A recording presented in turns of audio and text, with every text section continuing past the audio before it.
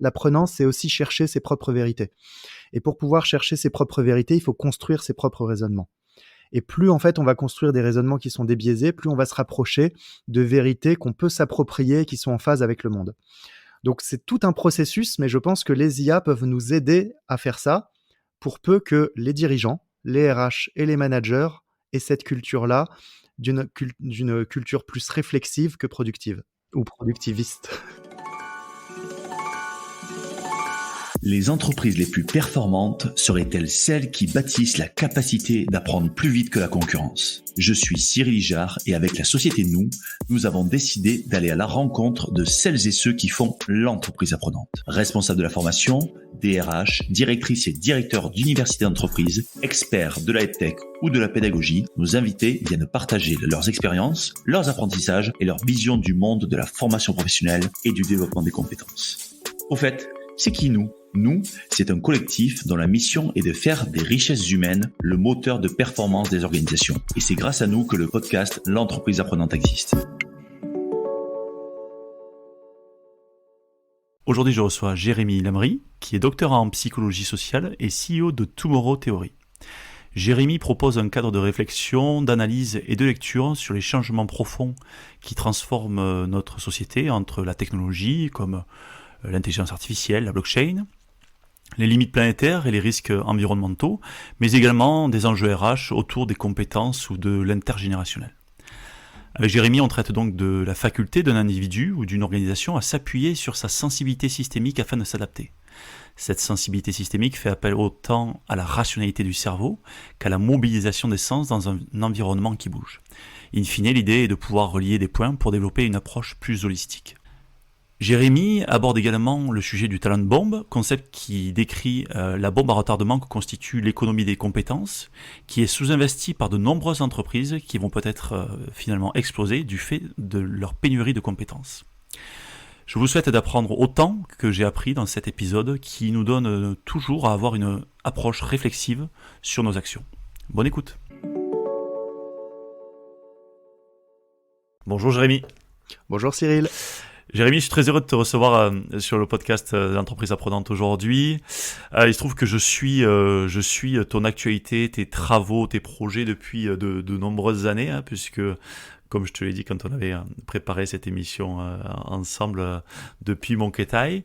Et donc voilà, je suis avec beaucoup d'attention tes publications, les articles de fond que tu rédiges sur un certain nombre de sujets autour de l'économie, on va dire, de la compétence.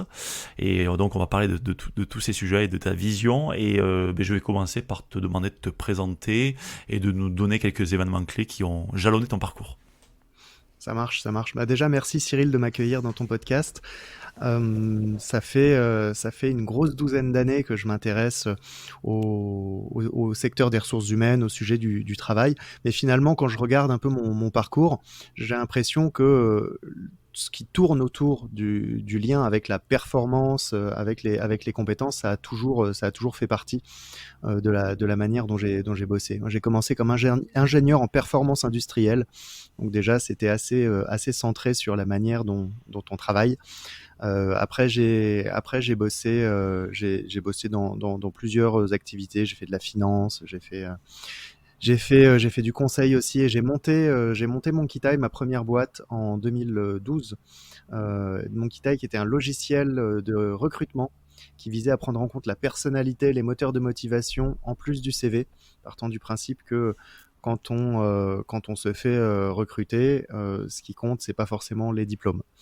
Donc ça, c'était en 2012. Aujourd'hui, je pense que ça a jamais été aussi vrai. On a bien avancé sur Monkey. C'était ma première boîte. Je pense que j'ai fait toutes les bêtises possibles avec cette entreprise. Mais j'ai beaucoup appris. En parallèle, on a développé le Lab RH, qui est aujourd'hui l'écosystème de référence de l'innovation RH. Et en 2018, j'ai rejoint Job Teaser. En parallèle, je terminais mon doctorat en psychologie sociale, justement sur ce sujet des compétences. Quelles sont les compétences qui permettent de définir la performance individuelle ou collective? Et depuis l'année dernière, depuis 2022, avec plusieurs associés, on a lancé Tomorrow Theory, qui est un studio d'innovation RH, qui en fait est un peu un melting pot de tout ce qu'on a fait ces 10 dernières années. et avec pour objectif d'accompagner les RH sur les grands enjeux qui sont en train d'arriver en matière de changement et d'évolution du travail. Ok, j'aimerais bien revenir et comprendre à la fois, tu vois, il y a deux questions dans la question, en tout cas il y a peut-être plusieurs pas de temps. L'intuition initiale, Monkey Tie, parce que tu venais finalement pas forcément du milieu des RH, parce que tu as commencé en étant ingénieur, sur le fait que le recrutement n'était plus qu'une histoire de diplôme. Ça paraît trivial de le dire, mais il y a 12, il y a 11 ans, c'était pas non plus la panacée au niveau des recruteurs. Et pourquoi tu t'es relancé? Parce que je comprends que tu t'es relancé dans des études en faisant un doctorat en psychologie sociale. Quel a été le déclencheur de cette relance? Est-ce que Monkey Tie est-ce que c'était avant ou pendant ou après? Voilà, qu'est-ce qui a généré cette relance d'études? Tes deux questions sont extrêmement liées parce que dans le pourquoi, c'était pas parce que j'avais une connaissance particulière du sujet ou quoi, c'était juste un sujet de valeur. C'était un sujet de valeur. Pour moi, il y a beaucoup d'injustices dans la manière dont le système fonctionne. Si t'as pas fait les bonnes études, tu peux pas avoir les bons postes, alors que finalement, on n'est pas réduit aux études qu'on a faites. Et on peut faire plein de choses dans notre vie. Et d'ailleurs, on va faire plein de choses dans notre vie. Mais quand j'ai commencé à parler aux recruteurs, quand j'ai commencé à m'intéresser vraiment au sujet, je me suis rendu compte que, en vrai, j'étais un peu sec quand même sur expliquer le fait qu'on puisse faire plein de choses sans avoir les diplômes pour. Et c'est pour ça que je me suis intéressé à ce qui définissait la performance, à ce qui faisait qu'on était performant au travail, individuellement ou collectivement. Et le doctorat, c'était une étape structurelle assez logique pour moi. Parce que quand on veut vraiment creuser le sujet et aller plus loin que les on-dit du marché, il faut se mettre dans une démarche assez solide. Et le doctorat, je me disais que ça pouvait me poser un cadre qui allait me contraindre à être rigoureux. Ah oui, effectivement, le doctorat, pour le coup, en termes de rigueur, je pense qu'on peut pas faire, en termes universitaires, on peut pas faire beaucoup mieux. Bah parce que Ok. sinon, tu vois, c'est les trucs qu'on fait, on va faire un peu de veille sur Google, lire 2-3 trucs, et après on pense qu'on est expert, mais en vrai on a gratté 1% du sujet. Ouais, tout à fait, effectivement. Et d'ailleurs, quand je lis tes publications, elles sont toujours extrêmement bien sourcées et multisourcées. Donc, en fait, ça permet effectivement d'avoir cette validation scientifique, universitaire d'un certain nombre de concepts. Et c'est effectivement plus robuste que parfois certaines publications qui se basent d'ailleurs que sur une source. Donc, ok, je comprends bien un peu la démarche que tu as eue et qui finalement continue à aujourd'hui te suivre et te nourrir dans tout ce que tu fais. Euh, donc, avec Tomorrow Theory, ce que j'en comprends de ce que tu nous as dit, c'est que vous essayez finalement d'éclairer, d'apporter un petit peu une lanterne à tous les mouvements, à toutes les évolutions systémiques qui sont en train de se produire. Et je suppose que vous avez donc une équipe un peu pluridisciplinaire et qui vous permet d'apporter une vision ou des visions, en tout cas des prismes de regard, afin de pouvoir ouais, composer dans l'incertitude. C'est un petit peu comme ça que vous travaillez? Alors oui, il y a deux angles, hein. Il y a l'angle des expertises, et là, comme tu le dis, c'est systémique. C'est qu'on parle en fait de transition écologique, qu'on parle d'adaptabilité avec les soft skills, qu'on parle d'intergénérationnel, d'IA, de blockchain, de réalité virtuelle. C'est des sujets qui ont l'air a priori extrêmement différents, mais en vrai, ils sont tous liés. Ils sont tous en train de converger pour créer le monde du travail de demain, et on peut pas les traiter séparément. Donc il faut arriver à les comprendre, et ça demande quand même d'avoir des personnes d'horizons extrêmement différents. Dans l'équipe, on a des gens qui viennent des opérations, des gens qui viennent de la philosophie, des gens qui viennent de la technique, des gens qui viennent plus du monde corporate. Donc c'est extrêmement important de croiser tous ces regards. Et après, il y a ce qu'on fait. Il y a ce qu'on fait. C'est-à-dire, une fois qu'on a appris des choses sur ces expertises-là, on en fait quoi? Il y a la sensibilisation. Il faut déjà aller faire comprendre que c'est des enjeux. Et donc, que ce soit aux dirigeants, que ce soit aux managers, que ce soit aux collaborateurs, il y a plusieurs niveaux de vulgarisation.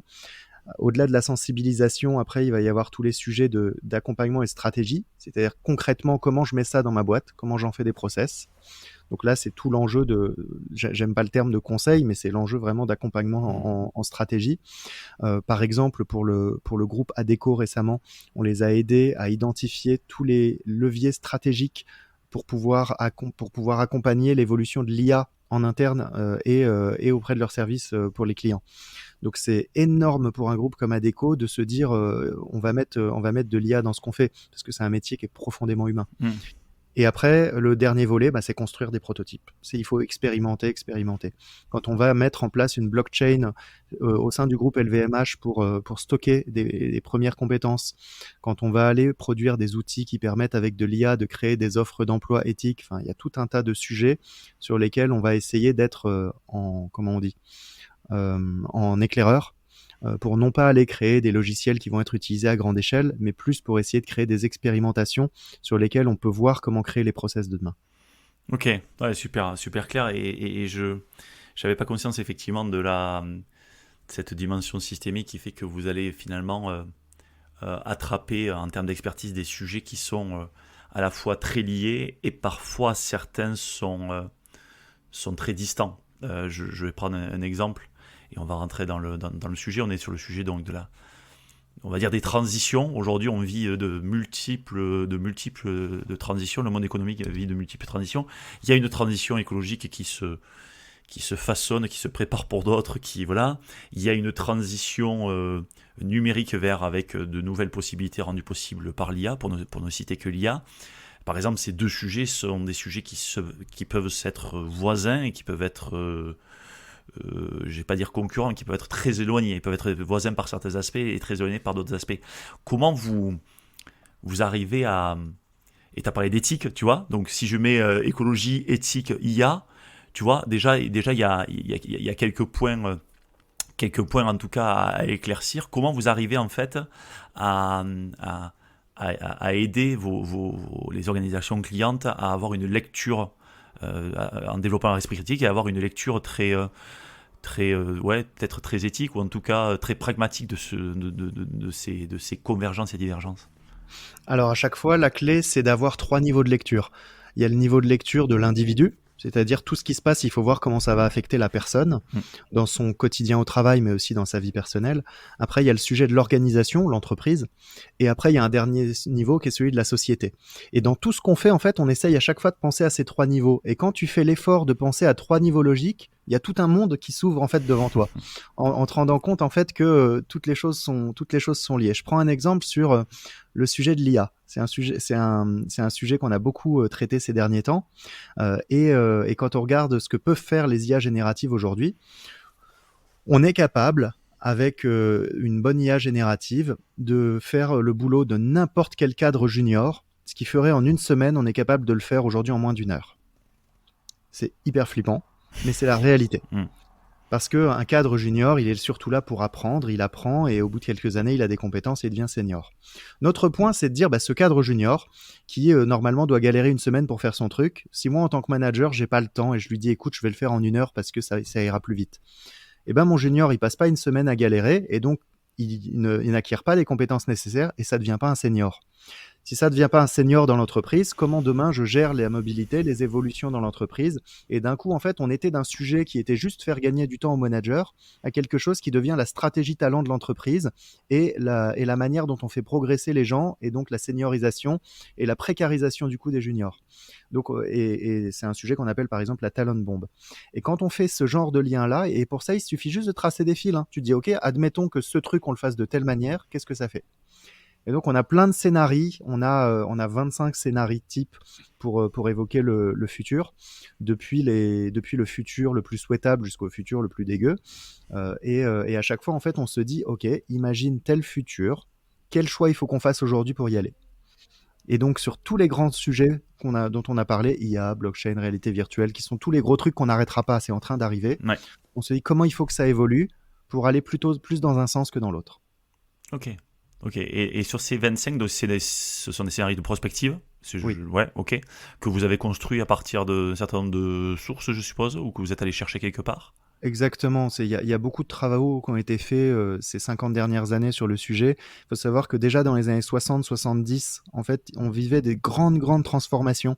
On parle d'une époque où certaines boîtes, comme Danone, vendaient du verre et d'un coup se sont mis à vendre ce qu'il y avait dans les pots en verre et ont réussi à faire ça sans virer personne.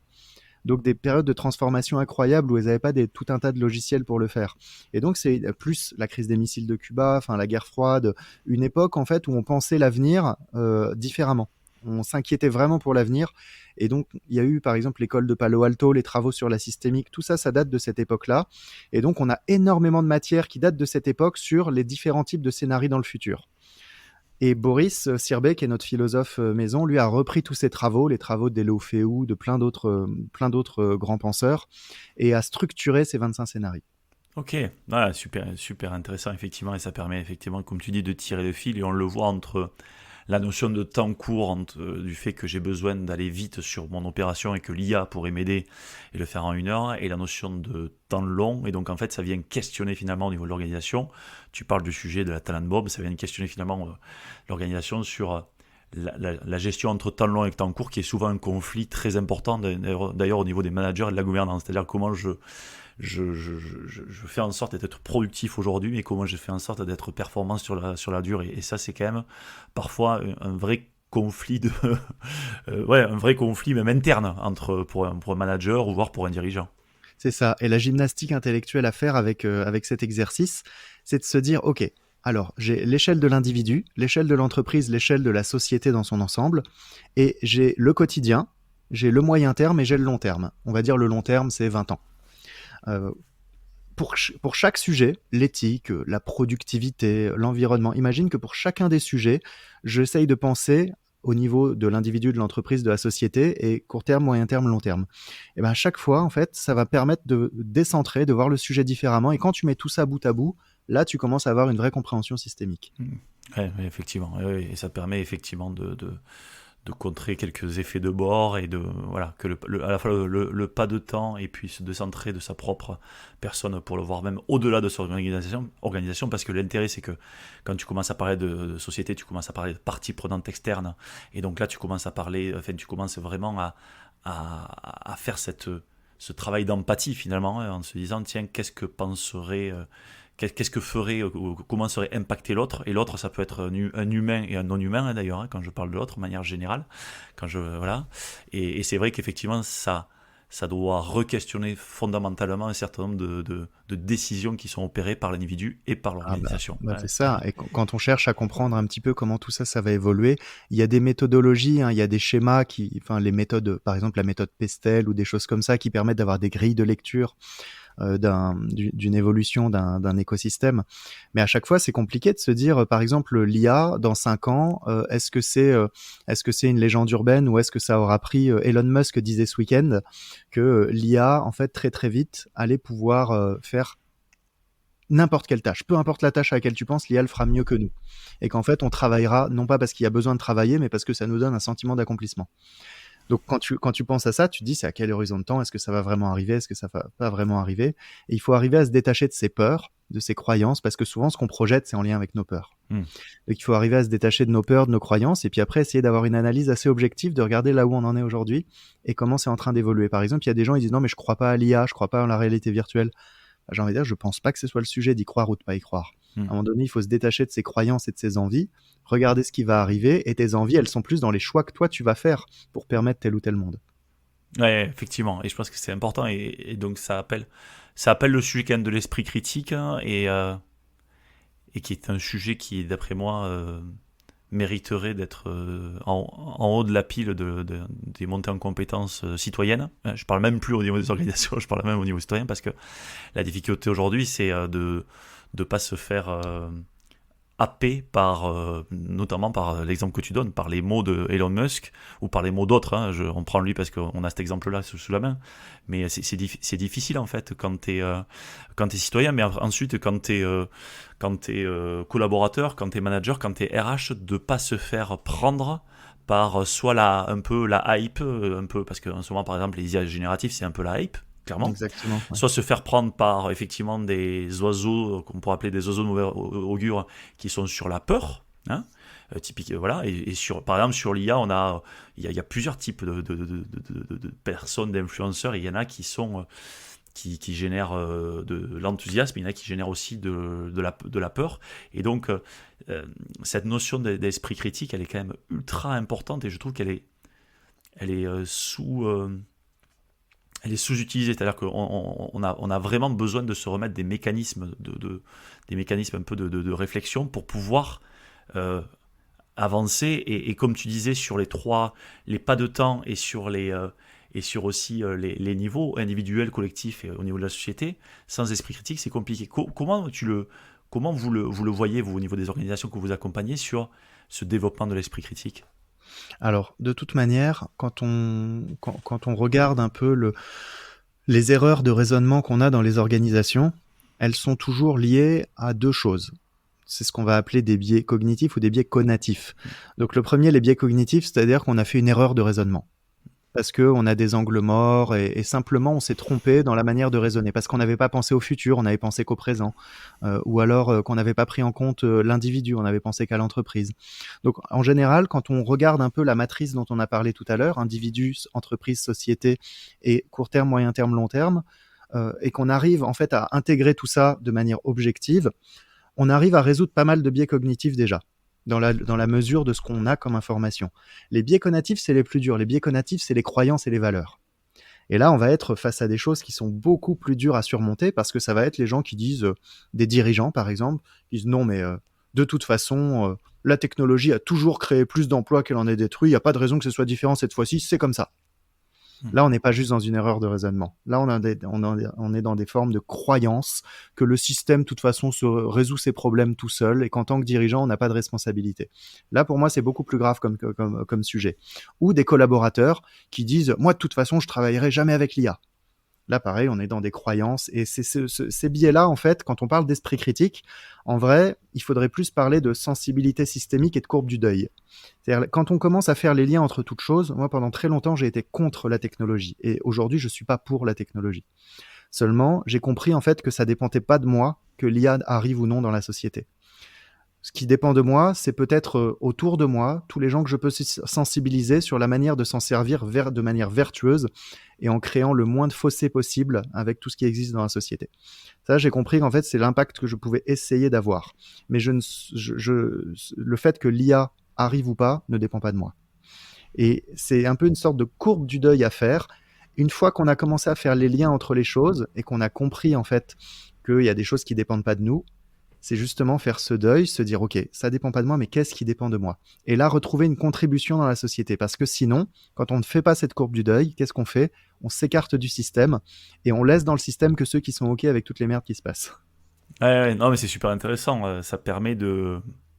Finalement, ce que j'entends dans ce que tu dis, ça permet déjà de ça peut-être s'enlever un poids dans un premier temps. C'est-à-dire que tu dis l'IA, ça ne dépend pas de moi. Donc, c'est pas parce que je l'utilise pas que l'IA va s'effondrer. C'est un peu comme ça. Si je mets dans la croyance, moi je veux pas utiliser l'IA parce que je veux pas contribuer à cette méga machine qui va tous nous tuer. Tu vois, si je prends un peu le raisonnement de base, là ce que tu dis, c'est qu'en fait ça dépend pas de moi, mais par contre, ce qui dépend de moi, c'est peut-être ma manière en fait d'éduquer, de m'auto-éduquer et d'éduquer les gens à l'utiliser sur des dessins qui sont pas des dessins Tu peux regarder sur l'IA. Hein. Les gens vont te dire oui, enfin certaines personnes là vont dire oui, mais en fait si tu l'utilises, tu cautionnes. Alors en fait, il y a tout un tas de choses que j'utilise parce que je pense en fait qu'elles peuvent être bénéfiques pour la société. Un ordinateur, aujourd'hui, quelqu'un qui n'utiliserait pas un ordinateur en bossant dans un bureau, bon courage. Et l'IA, en fait, c'est pareil dans moins de 5 ans. Donc, c'est pas ça le sujet. Le sujet, c'est de se dire, l'IA, je peux soit lui dire, voilà mon problème, résous mon problème, ou je peux lui dire, voilà mon problème, quelles sont les questions qu'il faudrait que je me pose pour résoudre mon problème.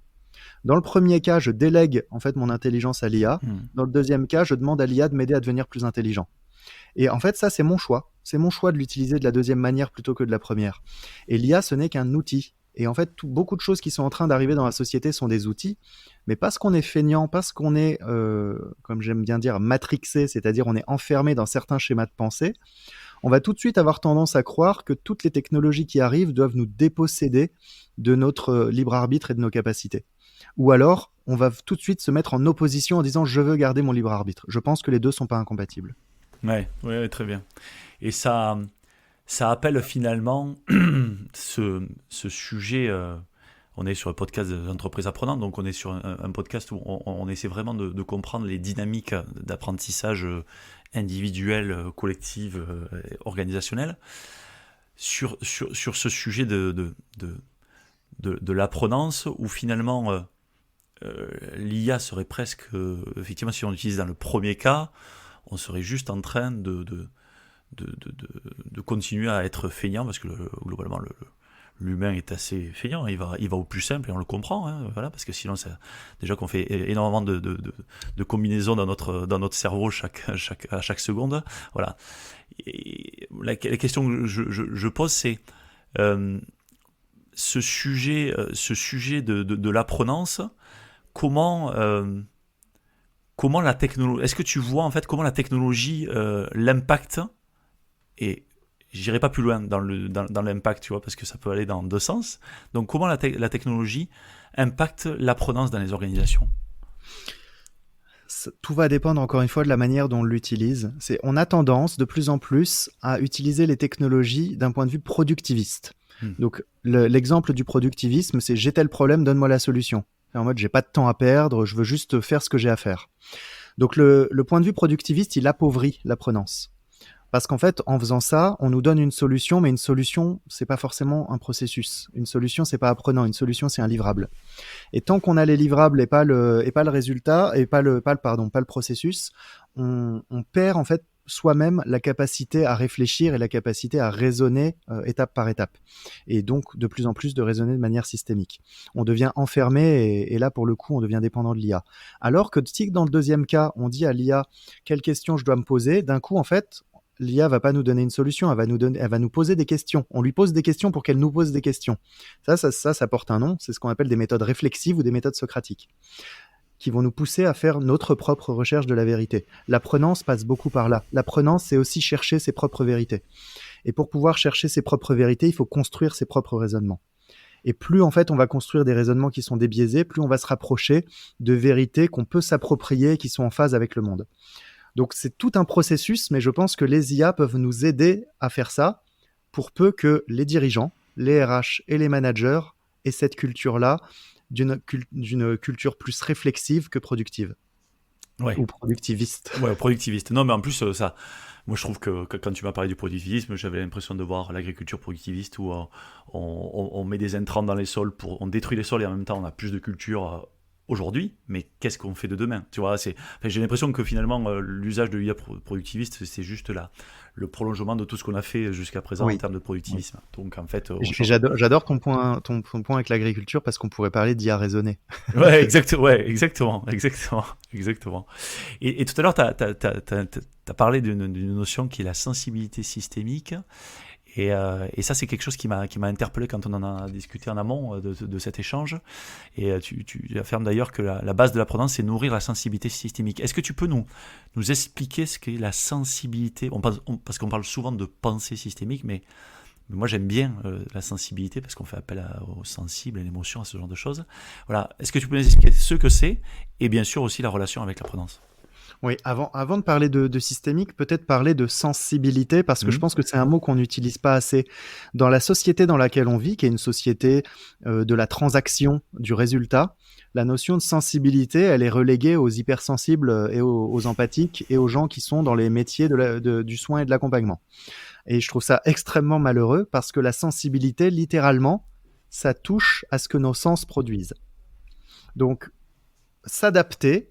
Et là, je fais le lien avec la notion d'intelligence. L'intelligence, c'est la capacité à s'adapter à des nouvelles situations. Une personne intelligente s'adapte plus facilement. Mais comment est-ce qu'on s'adapte? Comment est-ce qu'on sait qu'on doit s'adapter? On sait qu'on doit s'adapter parce que notre environnement autour de nous a changé. Et comment on sait que notre environnement autour de nous a changé? Parce que nos sens nous l'ont dit. C'est le seul moyen qu'on a de savoir que notre environnement a changé. On a vu quelque chose, on a entendu quelque chose, on a senti quelque chose. Seuls nos sens nous permettent de savoir que notre environnement a changé. Seuls nos sens nous permettent de savoir qu'il faut nous adapter. La qualité de ce qu'on perçoit, la qualité des éléments perçus, détermine complètement à quel point on va être capable de s'y adapter. C'est un peu comme en data management, on dit garbage in, garbage out. C'est un petit peu pareil avec le cerveau, hein. Si nos sens n'ont pas bien travaillé, ils n'ont pas fait entrer de la bonne info, et donc à partir de ce moment-là, ce sera beaucoup plus dur de s'y adapter.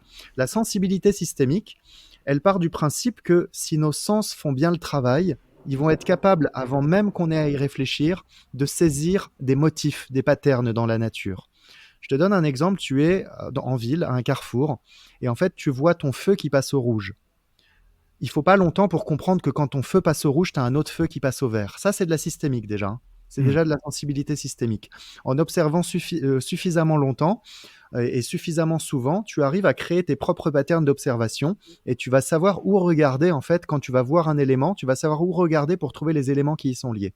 La sensibilité systémique, elle touche à ça, dans le temps et dans l'espace. Quand le soleil se couche, tu sais qu'il va se relever le lendemain, et ainsi de suite.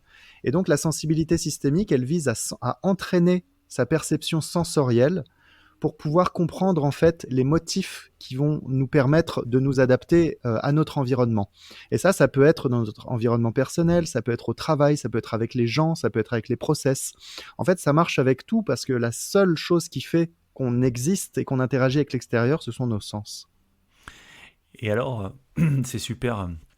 Moi, j'ai envie de gratter un peu le sujet parce que j'ai l'impression que quand bien même nous sommes des animaux sociaux, on a perdu un petit peu ces sens-là par rapport à d'autres animaux qui ont des sens beaucoup plus aiguisés que les nôtres, puisqu'en fait on a construit, enfin, c'est la lecture que j'en ai, on a construit des outils qui nous permettent aujourd'hui de ne pas utiliser nos sens. Je dors dans une maison, ce qui me permet de ne pas être toujours sur le qui-vive en me disant que je vais me faire bouffer par un tigre. Quelle est ta perception du niveau je sais pas, d'emprisonnement de nos sens, et qu'est-ce que tu vois dans peut-être des profils types de gens qui font vraiment pas appel à leur sens versus d'autres, même sur une même catégorie, je sais pas, de population, de managers, de dirigeants. Est-ce que tu as vu des différences? Si oui, lesquelles? Pourquoi? Enfin, tu vois, moi, ça m'intéresse de voir un petit peu quel est tu vois, si tu étais le médecin des sens, c'est quoi ton diagnostic, quoi?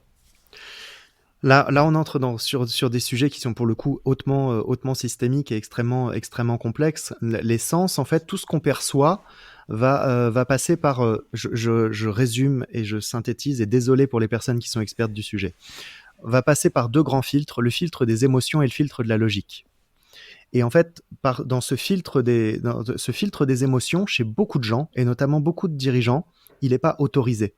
Dans leur éducation, dans leur trauma, dans leur manière de se développer, ce filtre des émotions ne leur a toujours apporté que de la souffrance. Et donc, ils se sont jamais autorisés à laisser passer ce filtre des émotions. Donc, tout ne passe que par le filtre de la logique. Et le filtre de la logique crée des raisonnements qu'on est capable de découper en petits morceaux, qu'on est capable de comprendre, ce qui est très très loin de ce qu'est un être humain. Et donc, c'est pour ça que beaucoup de raisonnements de dirigeants aujourd'hui sont extrêmement froids. On parle de raisonnement reptilien, on parle de cerveau reptilien. Donc, on a des raisonnements qui sont extrêmement froids parce que toute la partie des émotions est coupée. Et le raisonnement systémique vise à rassembler, en fait, donc ce qu'on perçoit de nos sens, en laissant passer ce qui passe dans les émotions, en laissant passer ce qui passe dans la logique et en regardant ce qui reste à la fin. Et ça, c'est le plus dur finalement, c'est être confronté, le feu et la glace, les émotions et la logique, pour être capable de faire un raisonnement humain. Je pense que demain, ce qui fera la vraie différence entre un robot et un être humain, ce sera cet arbitrage entre l'émotion pure et la logique pure. La logique pure, elle peut être codée, l'émotion pure beaucoup plus difficilement, parce que l'émotion, elle va être liée à tout un tas d'éléments qui sont quasi imperceptibles pour la logique. Et donc, dans le monde dans lequel on vit aujourd'hui, on a besoin de dirigeants, on parle de dirigeants empathiques, mais la réalité, c'est de dirigeants qui sont capables, en fait, d'accepter la partie des émotions qui est liée au sens. Les sens, quels qu'ils soient, quelle que soit l'information qu'on capte, elle envoie des choses aux émotions. Est-ce qu'on accepte de l'écouter ou pas? C'est ce qui va créer ensuite énormément de problèmes dans la manière dont on vit le quotidien. Ok. Et ce que je comprends bien, un dirigeant qui par son éducation, même par sa posture, a bloqué un petit peu, on va dire, ses émotions, en tout cas d'un point de vue professionnel, le fait que petit à petit, peut-être avec un accompagnement, une aide, il arrive un petit peu à ouvrir, à ouvrir ce côté-là, va lui permettre d'ajouter à son raisonnement analytique, parce que tu as vu, on découpe en petits morceaux, un raisonnement plus systémique, dans le sens où les émotions peuvent permettre finalement de faire des liens entre des éléments que lui avait lui-même découpés, et lui permettre d'avoir finalement une photographie beaucoup plus macro en fait de la situation. C'est un peu, ça pourrait être résumé comme ça. C'est exactement ça. Ça va permettre d'avoir une vision plus holistique, plus systémique du sujet, et surtout plus intégrée. On a deux types un peu d'émotions qui vont venir nous envahir quand il se passe quelque chose. C'est tout ce qui va être lié à notre système de valeurs. Donc, on va parler un peu du cœur. Et tout ce qui va être lié à des choses qu'on n'est pas du tout capable de comprendre, des signaux faibles qui vont juste nous dire c'est juste ou c'est pas juste, ça va ou ça colle ou ça colle pas. Et ça, c'est ce qu'on va appeler les tripes. Et donc, en coaching, par exemple, on parle de l'alignement tête-cœur-trip. Ok. On part du principe qu'on prend des bonnes décisions quand on a des décisions qui sont tête-cœur-trip. C'est des décisions qu'on est capable de défendre et c'est des décisions qui nous empêcheront pas de dormir la nuit. Et beaucoup de dirigeants, en fait, n'écoutent pas leur cœur et leur trip aujourd'hui quand ils prennent des décisions, ils écoutent la logique. Et ça, en fait, dans les entreprises dans lesquelles on vit, c'est aussi parce que qu'est-ce qui est au bilan? La logique. Le capital humain, par exemple, le capital immatériel qui fait les compétences, la vraie valeur d'une entreprise, elle n'est pas au bilan. Ce qui est au bilan, c'est tout ce qu'on peut quantifier. Oui, et c'est vrai, donc vu que c'est tiré par la logique, effectivement, Ça pousse à avoir mise. des dirigeants logiques. Ok. Puisqu'en fait, c'est ça qu'on met au bilan et c'est ça qu'on regarde. Donc, quand on choisit des dirigeants qui sont capables de se concentrer là-dessus. Ouais, effectivement. Et quand je veux prendre un nouveau manager de business unit, je me dis prenons celui qui est capable effectivement de faire tourner les chiffres. Ouais, très, très intéressant. Et je connaissais pas d'ailleurs l'approche. Je connaissais l'approche tête, cœur, corps, mais je connaissais pas. Tête, cœur, Ouais, trip. tête, cœur, trip. Et je trouve qu'il est assez parlant. Mais comment en fait, parce que moi j'acquiesce à ce que tu dis, mais j'ai presque l'impression qu'on est dans une forme de rééducation, c'est-à-dire que comment je peux m'exercer la sensibilité systémique, comment je peux accompagner en fait un dirigeant, comment un dirigeant il peut se dire ok, ce que tu me dis ça y est, je le comprends, je vois que ça a toujours plus ou moins bien fonctionné pour moi parce que j'ai pris, mais effectivement, je prends toujours mes décisions de manière très froide, très voilà. Et j'aimerais bien essayer de sortir de ça ou en tout cas d'expérimenter la sensibilité systémique, mais moi je sais pas faire. Moi, j'ai toujours mis de côté. Comment on s'exerce à ça en fait? Parce que je pense que c'est dur, c'est de la matière humaine, donc c'est toujours. Alors, c'est dur si on cherche à le faire volontairement. L'être humain est une machine apprenante, littéralement. Et on a besoin de personnes pour apprendre. On est une machine apprenante. En revanche, le système dans lequel on vit a tout fait pour qu'on ait beaucoup de certitudes et qu'on soit dans des cases. Et en faisant ça, on a beaucoup de croyances et beaucoup d'ego. Être capable de développer la sensibilité systémique, c'est la même chose que pour l'apprenance. Ça commence par l'humilité. Une humilité sincère et profonde. À partir du moment où on pense qu'on sait, on n'apprend plus. Même quand on sait, il faut se dire qu'on ne sait pas. Pourquoi un enfant apprend plus vite qu'un adulte? Parce qu'un enfant, en fait, il ne sait pas grand-chose, donc juste il apprend. À partir du moment où on commence à avoir des schémas, des repères, des choses, on a l'impression qu'on sait plus de choses que ce qu'on ne sait pas, et donc en fait, on va laisser entrer moins de choses. Et donc, on va avoir tendance à moins remettre en cause les logiciels avec lesquels on voit le monde. Et donc, en tant que dirigeant, ou même n'importe qui, la première règle, c'est déjà l'humilité, mais pas l'humilité de se dire j'ai tort, l'humilité de s'ouvrir à tout ce à quoi on peut s'ouvrir. Et à partir de là, c'est qu'un processus, ça se fait naturellement, le cerveau humain n'a pas besoin d'une méthode pour ça. Ok, ouais. Il faut avoir une volonté intrinsèque de se dire je sais que je sais que je ne sais pas ou j'ai besoin d'en savoir plus sur ce sujet-là et On en revient battre. à ce qu'on se disait tout à l'heure sur la recherche de la vérité. Ouais. La vérité que j'ai en ce moment est la vérité que j'ai avec les informations que j'ai. Peut-être que je n'ai pas toutes les informations. Exactement. Et donc être toujours à la recherche de cette vérité et la confronter, c'est finalement une démarche très très très scientifique de se dire voilà. C'est juste jusqu'à ce que je puisse me prouver à moi-même le contraire, quoi, ou qu'on puisse me prouver le contraire. Ouais. Ok. Ouais. Et après, en fait, c'est pas évident parce que beaucoup de dirigeants vont te dire oui, mais moi j'ai un quotidien, je dois bosser, tout ça. Moi, j'ai envie de dire au rugby, c'est la même chose. Quand tu es sur le terrain, tu discutes pas les règles. Tu appliques les règles et tu joues au rugby. Après, à d'autres moments de la saison, tu vas aller voir la fédération et tu vas dire cette règle, elle est pas top quand même. Et tu vas la discuter. Le dirigeant, c'est pareil. Il y a des moments où il doit exécuter, mais si lui-même n'est pas capable de prendre des moments de recul pour challenger sa vérité, pour challenger ce qu'il croit vrai sur le monde, en fait, il évolue jamais. Et donc, c'est aux dirigeants de prendre le temps de créer ces espaces de respiration. On parle vraiment d'espace de respiration parce que c'est ce qui se passe avec le cerveau. Ça lui permet en fait de s'ouvrir à d'autres choses. Ouais. Et non, je pense que c'est un bon exemple à la fois le temps du terrain et le temps hors terrain où tu peux influencer ou en tout cas re-questionner la règle du jeu. Voilà, c'est en fait, ok, aujourd'hui on est dans un jeu Monopoly, il faut qu'on y joue, mais peut-être que finalement Monopoly c'est pas forcément le bon jeu parce qu'il y a un gagnant, un perdant à la fin et que globalement on se rend compte qu'il faudrait qu'on refasse totalement les règles du Monopoly.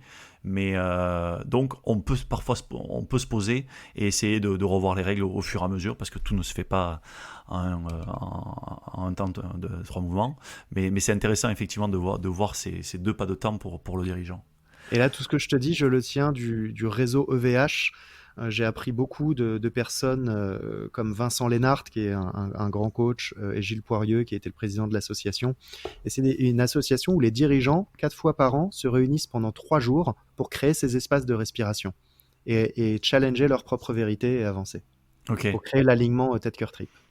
Ok. Ouais, alors c'est très bien que tu le dises parce que voilà ce qu'est une manifestation concrète d'un espace de respiration. Un espace de respiration, c'est pas on va prendre 2 heures dans la salle de réunion sur laquelle on travaille toujours pour pouvoir réfléchir au futur de la boîte. Un espace de respiration, c'est en fait un temps qui est dédié, qui est, je pense, en tout cas c'est ma conviction, qui est hors de l'entreprise, hors les murs, qui est peut-être avec d'autres personnes que les gens d'entreprise, enfin pas que, ça peut être avec des gens d'entreprise, mais aussi d'autres personnes, qui permettent de pouvoir...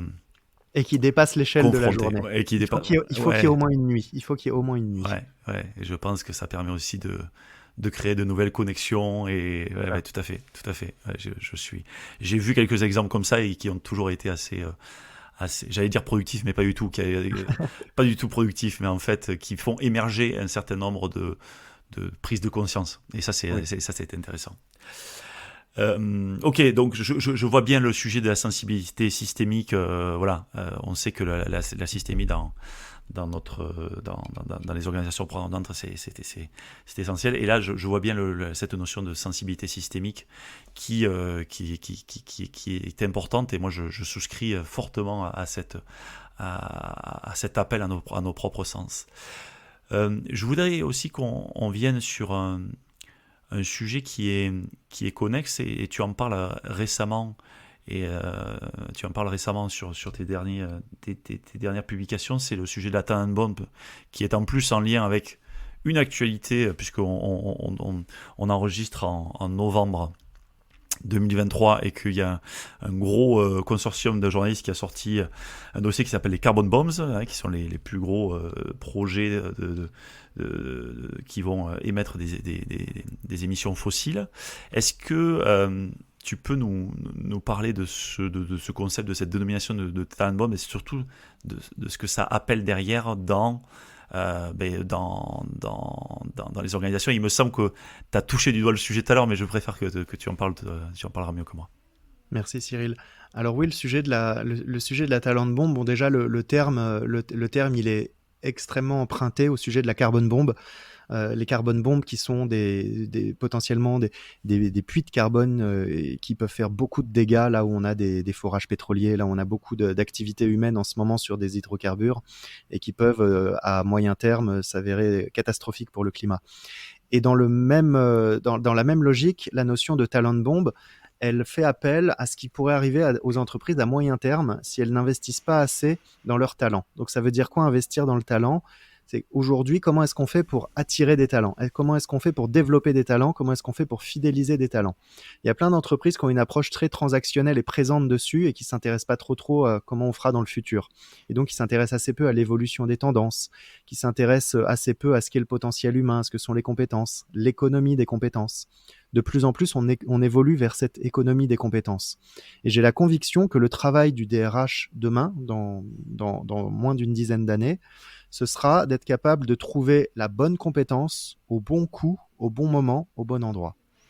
Donc, peu importe le poste qu'il doit pourvoir, finalement, il doit trouver les bonnes compétences et il pourra les recruter, il pourra les former, il pourra faire de la mobilité interne, il pourra sous-traiter à des freelances, mais il devra pourvoir cette compétence. Et s'il n'arrive pas à penser son boulot en termes d'économie des compétences, ça deviendra extrêmement compliqué. Et donc la talent bomb, elle évoque le fait que demain, les entreprises qui n'auront pas su suffisamment investir dans l'attractivité, le développement et la fidélisation, elles n'arriveront plus à attirer et plus à fidéliser, donc elles auront juste plus assez de gens. Et ce seront des entreprises qui mourront faute de talent. On a déjà quelques exemples qui commencent à arriver d'entreprises qui doivent recruter. Sur une année, elles doivent recruter plus de 800 personnes. À la fin de l'année, elles nous expliquent qu'elles en ont recruté 40 et qu'elles n'ont pas réussi à en recruter plus sur des postes en pénurie, des ingénieurs, des choses comme ça. Mais le fait de ne pas avoir réussi à penser le sujet de la compétence et d'être resté sur des recrutements par le diplôme font qu'elles ne trouvent pas les gens sur le marché parce qu'ils n'y sont pas. Et donc, elles n'ont pas des approches innovantes, elles n'ont pas tout ce qu'il faut pour pouvoir penser culturellement le sujet différemment. Et ça, en fait, c'est quelque chose qui est en train d'arriver dans de plus en plus d'entreprises. Et vu qu'en plus, les usages évoluent, aujourd'hui, il faut quelques années pour avoir l'air d'un dinosaure en tant qu'entreprise quand on n'a pas investi dans les tendances et les usages. Et en plus, quand on parle des tendances sociétales, je pense que dans 10 ans, une entreprise qui n'aura pas sérieusement pris le sujet de la transition écologique sera une entreprise en fait qui aura beaucoup de mal à attirer et à fidéliser. Ou alors, ce qu'elle attirera et fidélisera, ce sera des profils très particuliers qui impacteront fortement la culture de l'entreprise. Pas forcément dans un sens qui permettra à l'entreprise de se développer. Donc on a plein de sujets qui sont en train d'arriver comme ça, et la talent bomb, elle est directement en lien avec ça. La talent bomb explosera dans les entreprises qui n'arriveront plus à attirer et fidéliser les talents.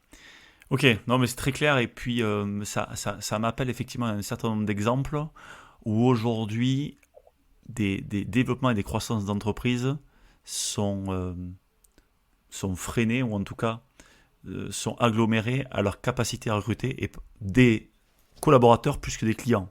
Avant, le sujet de l'entreprise, c'était d'avoir de nouveaux clients. Aujourd'hui, il y a de plus en plus d'entreprises dont le premier sujet est de recruter des collaborateurs parce qu'elles ont finalement presque le carnet de commandes, elles n'ont pas le carnet de compétences. Tu vois, oui. C'est un peu la différence entre le carnet de commandes est plein, le carnet de compétences.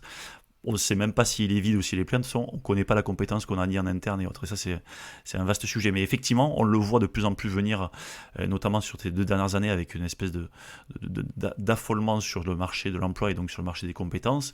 Et puis, comme tu as dit, avec des compétences qui évoluent, des nouvelles compétences qui arrivent, d'autres qui meurent. Et puis, ce marché des compétences qui est un marché vivant, qui est un écosystème vivant et sur lequel, si on reste statique, rapidement on va s'éloigner en fait de nos clients, on va s'éloigner de notre écosystème. Et vu que la société en fait évolue pas assez vite, le système éducatif n'évolue pas assez vite par rapport à la manière dont le marché évolue, demain toutes les entreprises se battront pour 20% des gens. Les entreprises se battront pour 20% des talents qui seront ceux qui seront hautement employables. Et d'une part, ça va créer beaucoup de problèmes dans la société si on a 20% des gens qui sont hautement employables et le reste dont on ne veut pas vraiment. Et d'un autre côté, en fait, les entreprises elles-mêmes, de toute façon, elles ne pourront pas survivre comme ça. Donc, elles n'auront pas d'autre choix que de former les talents qui n'étaient pas forcément leur premier choix, mais des gens qui seront parfaitement capables de faire le boulot si on leur donne leur chance, si on leur donne leur chance de se développer. Mais ça implique de repenser complètement ce que ça veut dire la formation demain, complètement ce que ça veut dire le recrutement. Je recrute pas la personne qui est prête à faire le truc, je recrute une personne qui pourrait en être capable. Ouais, et je veux bien qu'on finisse sur ce sujet. Quand tu dis repenser alors le recrutement sur le potentiel et pas le recrutement sur le CV, donc ça boucle la boucle avec le début de notre discussion sur arrêter de recruter des grandes écoles et recruter plutôt des potentiels, ok, mais repenser la formation, qu'est-ce que tu entends derrière sur c'est pas une critique quoi que tu peux la faire, ici tu peux faire ce que tu veux, mais c'est quoi finalement le fait de repenser la formation professionnelle? Qu'est-ce qui lui manque ou qu'est-ce qu'elle devrait avoir afin que elle s'inscrive vraiment dans l'économie des compétences? Aujourd'hui, la formation professionnelle telle qu'elle est pensée en France, c'est une industrie qui n'a rien à voir avec la notion d'apprenance et d'apprentissage. C'est une industrie financée qui est là pour délivrer des contenus sans mesure de ROI. On ne sait pas si ça a eu de l'impact ou pas, on ne s'intéresse pas vraiment à l'ancrage profond des connaissances, on ne s'intéresse pas vraiment à la notion culturelle de l'apprentissage, c'est-à-dire est-ce que ça a permis de changer d'état d'esprit, est-ce que ça a permis de créer en anglais ce qu'on appelle un growth mindset. Une formation devrait inciter la personne à apprendre davantage, pas juste à se convaincre qu'elle est au point sur un truc. Une bonne formation, elle doit te donner envie de continuer à apprendre, elle doit te lancer dans une dynamique pour pouvoir permettre l'apprentissage tout au long de la vie. Aujourd'hui, l'industrie de la formation professionnelle, elle ne permet pas du tout ça, et donc oui, il y a énormément de changements à faire dessus. Ça, c'est le premier point. Le deuxième point, je pense que les entreprises elles-mêmes doivent repenser ce que ça signifie former, parce qu'aujourd'hui, elles vont former des gens pour des besoins très précis qu'elles ont. Je pense que les entreprises demain, si elles veulent être responsables, et là c'est vraiment une opinion personnelle qui touche au monde qui arrive, dans lequel il n'y aura peut-être pas assez d'emplois pour tout le monde à horizon de 15 ans, je pense que les entreprises demain devront former des gens qui n'ont jamais vocation à travailler chez elles. Pour du lien social, mais aussi parce que ça permettra de créer une société un peu plus systémique, un peu plus holistique, avec un peu plus de signaux faibles.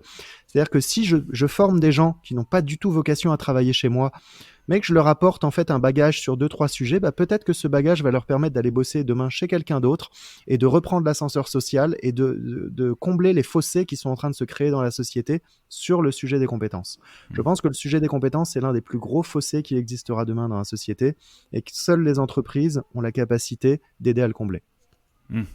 Ouais, je comprends ce que tu veux dire. Et le fait, encore une fois, d'avoir une vision au-delà de l'organisation, au niveau de la société, et donc d'avoir une vision de la compétence, du marché des compétences, c'est-à-dire compétences disponibles versus compétences requises, afin de pouvoir contribuer au bien commun de cette économie des compétences que l'on souhaite équilibrer, quoi. Se dire, en tant qu'entreprise, il faut que je forme des gens, en interne, il faut que je forme des gens afin que globalement ça crée des équilibres ailleurs qui viendront créer des équilibres chez moi. Parce que bien sûr, on fait toujours ça, jamais de manière totalement inintéressée, mais ça peut générer ce type de. Ouais. Et là, tu l'as bien compris, dans notre compréhension, l'organisation est le pivot entre l'individu et la société. Ouais. Ah ouais, exactement. Et le pivot entre voilà. Alors qu'aujourd'hui, c'est pas le prisme de lecture qu'on a de l'organisation. Non, aujourd'hui, l'organisation, elle va aller se servir de ce dont elle a besoin dans la société. Chez l'individu. Et finalement, au risque d'appauvrir les deux, parce qu'elle rend à la société des gens inemployables, parce qu'elle les a usés jusqu'à la corde, et elle va aller causer énormément de problèmes sociétaux. Et donc, on aimerait faire des organisations, on parle d'organisations apprenantes.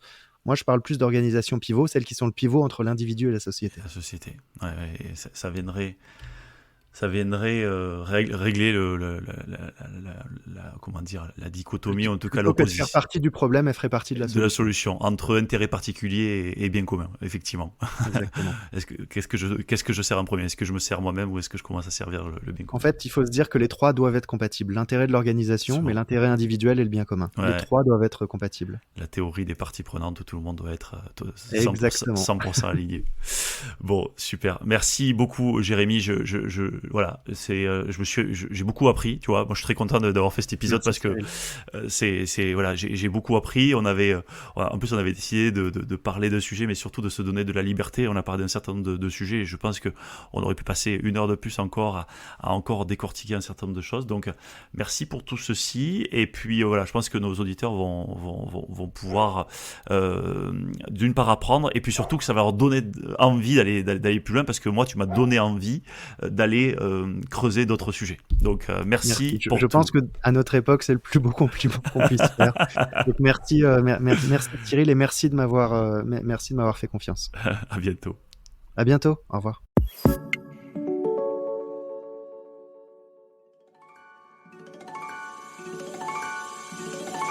Attendez, ne partez pas si vite. Vous avez aimé cet épisode ? Dites-nous-le en laissant un commentaire, en le partageant auprès de vos collègues ou sur les réseaux sociaux, et en laissant 5 étoiles sur Apple Podcast. Cela nous aide vraiment à faire connaître le podcast et nous motive à produire de nouveaux épisodes. L'entreprise apprenante vous a été présentée par nous. Nous est une entreprise dont la mission est de faire des richesses humaines le moteur de performance des organisations. Retrouvez-nous sur nous.co, nous.co. À très bientôt sur l'entreprise apprenante.